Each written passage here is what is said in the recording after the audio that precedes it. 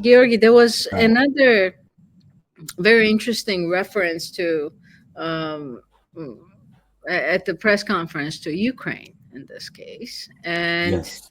it was also noteworthy. There was, I think, President Trump was very careful not to say too much about Ukraine, even though there was a question about it. He sort of did not want to take the thunder away from his Middle East policy or the declaration or proposal about Gaza, but also he was. Th- he made a big statement about Ukraine, basically, right? He said that Ukraine has this rare earth minerals that the U.S. would be interested in. So, to those of our viewers who have not seen the comment or would like a reminder or maybe an explanation what it could mean, what would you say on that? Was it something that surprised you hearing that? And tell us also what is it that we're talking about here? I think we're talking about, okay, for many viewers who are not aware, Ukraine, taking into account the deposits of different minerals, natural resources, is one of the richest country in the world. And definitely, probably the second richest after Russia in Europe. That's, I would say. Mm. And it possesses a lot of mineral resources, including oil and gas, by the way. Uh, but it also consists of rare earth minerals. Hmm. And to understand why it's important, and the deposits are very significant, by the way. So, according to the assessment made by some U.S. U.S. based organizations, I would say, uh, these overall resources exceed $20 trillion. Yes. We are talking about a very significant resources.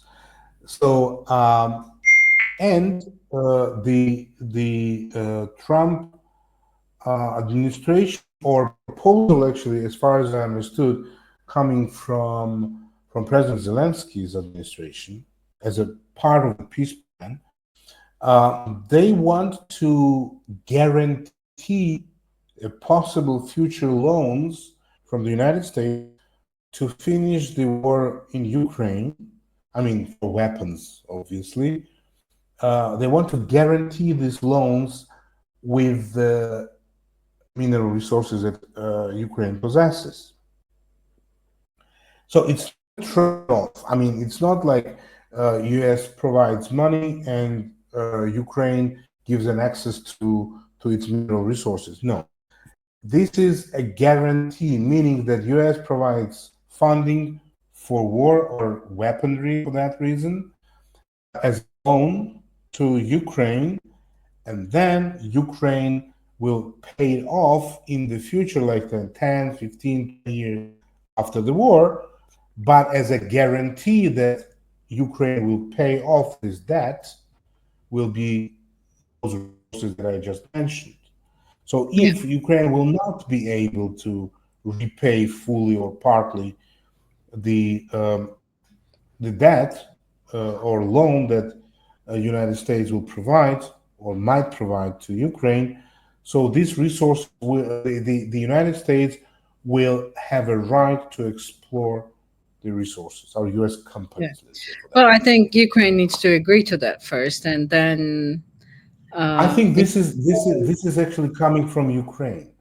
This coming from Ukraine. proposal is Uh, it's coming from, as far that's as I understood. I'm not very sure, but what I mean by this is that very important also to understand. Yeah, sorry for interruption. First of all, yeah. I speak too much today, but I think that shows that there are certain consultations between Ukraine and United States. It's not a negotiation yet, but definitely a consultation process. And probably there is also a consultation process going on with the side of Russian Federation. Well, President So Trump said that yesterday, that he's talking to both the Ukrainians and the Russians. So yeah, there's probably some sort of preliminary sort of checking the positions of all sides. We should probably remind the viewers that initially President Trump, during his election campaign, he was saying that he will end the war in 24 hours. Then, after he appointed General Keith Kellogg as the special representative for Ukraine and Russia, then General Kellogg came out and said that achieving a ceasefire of a sort would be a 100-day goal for the Trump administration. yes, So it's been what, 14, 15 days since it started. I guess the countdown to 100 days is going on. Some are still saying that it's a very ambitious goal because it's not Ukraine that needs convincing, it's Russia and President Putin who need convincing to end this war. And only Putin can end this war, not President Trump, not Zelensky, not General Kellogg or somebody else. So should be interesting to see how, as we're getting closer to that 3 month mark or 100-day mark, where we are. And it's encouraging to hear that if it's the Ukrainians who are proposing this, in my mind, that means that they understand that President Trump, came with the mandate to make America great again, to strengthen America's positioning and bring in the manufacturing back, and all those election promises that we're very familiar with. And paying back debt fits right into that, agenda. It's not some sort of charity. And Ukrainians have been saying it in different contexts, but still, that it's not a charity what the West is doing with Ukraine. It's an investment in a peaceful future. But now with President Trump, they are still, I guess, saying that, well, it's not a charity that you're doing. There is something in it for you as well. And considering that most rare earth minerals are, more than a half or a very large percentage globally are under Chinese control or domination somehow, and by different ways, I think it would make sense for America to tap into that Ukrainian resource, especially if the Ukrainians agree to it, and end the war in a just, sustainable way that will ensure that Ukraine is never invaded again. So, therefore, that America uses these resources that were committed to it. So, very interesting. yeah. So how do you It's a see? win-win situation. Yeah, it's a win-win situation for Ukraine and thank you for mentioning China. China possesses 60% of rare earth minerals. And just for our viewers, these are the materials that are widely used in IT and high-tech technologies. So this is very much future-oriented resources that are needed That for mainly the chip production. chip Uh, production. That's yeah. true. And well, I think you are right that actually that approach is very much fitting the position of or views of President Trump and his administration of the rest of the world, especially when it comes to providing security guarantees for allies. Hmm. Because even during the first first Trump administration, we heard that the NATO allies have to pay their dues to the United States for weapons, etc., etc. So there's no free lunch, especially when it comes to the defense area.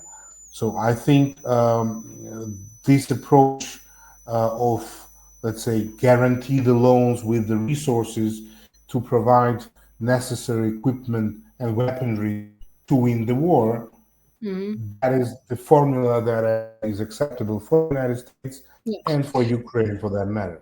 Yeah, and that's not a very new idea, because I remember last year there was a Mike Pompeo's proposal how to achieve peace in Ukraine, and that was basically one of the proposals that they get a loan from us. Like, we can do the land lease, which was approved but never implemented under Biden administration. And everybody in the conversations about what President Trump may want from, be it the allies or adversaries, is what's in it for me. It's for America. He's very transactional. That's usually the assessment that you hear of him.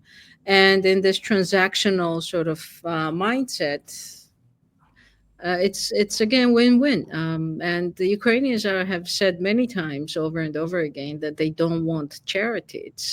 They are standing up for something much bigger than just survival of one country in Europe. It's much bigger. So